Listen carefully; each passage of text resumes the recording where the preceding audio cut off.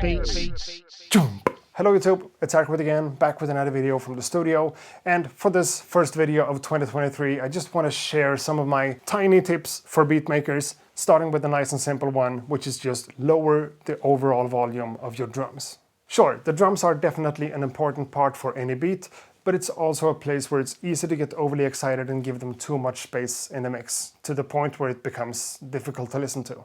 So my suggestion here is just to take the entire drum program, drum group or drum submix or whatever and decrease it by a few decibels. Take a break, get a cup of coffee or whatever, and then listen to the mix again. And if the first thing that strikes you is that the drums has now become way too quiet, sure, I'm wrong, don't listen, but I promise you it's not always going to be the case. Sometimes it makes sense to leave the drums a little bit lower in the mix, just because you got too excited, you know? Number 2, find and use the root note, always. You know, if you're working a lot with samples, like I do, sometimes it's difficult to find the root note of the sample and find something that works well with it. And if that's the case, there are a bunch of different tools you can use to help you find the root note. Either a guitar tuner or an app on your phone like this one.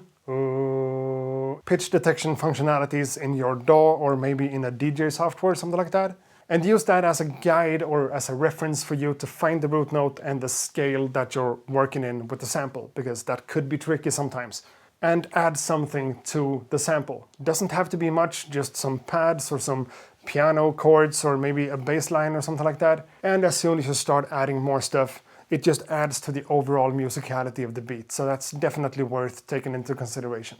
Now, number 3, don't fear the loop. So when you're trying to arrange your beat and make it into a full track, like 2 or 3 minutes long, it doesn't hurt to repeat the same loop a few times over. Listen to Dilla, listen to Pete Rock or Madlib or pretty much whoever. They all kind of do that. It's a part of the culture, a part of the genre. You've heard the same loop over and over when you made it, but the listener hasn't. So even if the listener listens to the track for the 7th time over, they're gonna find new things to pay attention to and listen actively to. Building different sections and parts in a track is important and makes sense, and you need to do that too, but also believe in your loops and use them as loops. Don't fear the loop. That's basically tip number 3. And number 4, this one might be a bit weird, but learn when to not take breaks. Sure, taking breaks whenever you do any work on a computer or sampler or keyboard or anything is important, and you should do that, but not whenever. Just learn to pay attention to where you are in the creative process, because if you're busting out cool ideas left and right, that's not the best point to take a break just because it's good to take breaks, you know? But on the other hand, if you're stuck in a position where you don't really know what to add on a track or how to mix something, take a break, do something else for a bit and get back to the project in a few hours or days or whatever. But I think it's equally important to know when not to take those breaks, because taking a break at the wrong time will probably make you forget about all the cool ideas you had and just take you out of the mindset that you were in. So keep that in mind too. Number 5, layer your drum samples. And sure, this is kind of a basic one, but it's also easy to forget about sometimes. Don't spend too much time looking for the right kick drum in your folders, because it's not there, I promise you. Take a really low and bassy kick drum, for instance, and add another one with more attack to it. And combine the two and adjust the different settings, like the volumes and the panning and the pitch and whatever. And just like that, you pretty much made your own new, unique kick drum sample from 2. So do that instead of trying to find the right sample on your hard drive, because 1, it's not there, 2, that's going to take a lot of time and make you feel uninspired to create music, and that's not fun. Number 6, don't always overdo everything. Pick one element to be nice and simple and another one to be more complicated and busy, and find a contrast here. Sometimes when you work on a beat for hours and hours, you start overcomplicating everything just because. And the final track, the beat, the outcome, maybe doesn't benefit from that at all. Allow yourself to use a stupidly simplistic bass line if you have a bunch of different stuff going on in the track. If the drums are really busy and you have melodies and samples going left and right, a bass line with just a few chords could do the trick.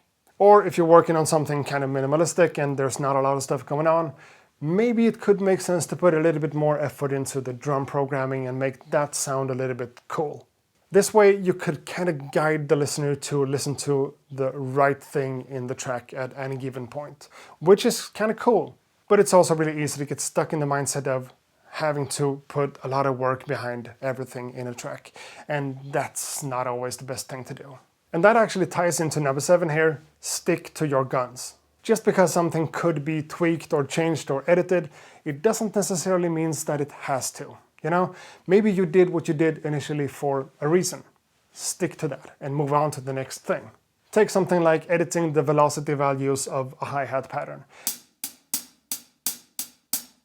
It makes a lot of sense if you're trying to go for a more human feel, but a super stiff, static and straight 8-note pattern of hi-hats is also a creative choice that has a value. Sometimes that's just the right thing to do for the production, and in that case, it needs to be left that way. Sometimes it just makes sense to stick to your creative choices and move on to the next one and put in the work and the hours where it belongs and where it makes the most difference. And keep in mind that it's not always in the details, sometimes it's the bigger picture that counts. And a quick bonus tip right here, 7.5 I guess, and also this week's sponsor, Distrokid, and specifically their free feature called Hyperfollow. Make the entire process of releasing your beats and tracks onto platforms like Spotify, Apple Music, Amazon, Tidal, and many others a lot easier. $20 a year gives you unlimited uploads, and you get to keep 100% of your earnings using Distrokid. Hyperfollow is Distrokid's free service that lets you set up a landing page online for all your fans and followers to go to quick and easy find all your links at once. It's completely free, easy to use, and just a great thing to have as an artist. Use the link in my description below for an additional discount on Distrokid's distribution service or more information about the free Hyperfollow functionality.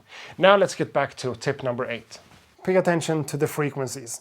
If you're working on a mix and you're trying to find a balance between the bass and the treble and whatnot, don't think too much about the actual instruments. Try to separate the different frequency ranges here: the lows, the mids, and the highs.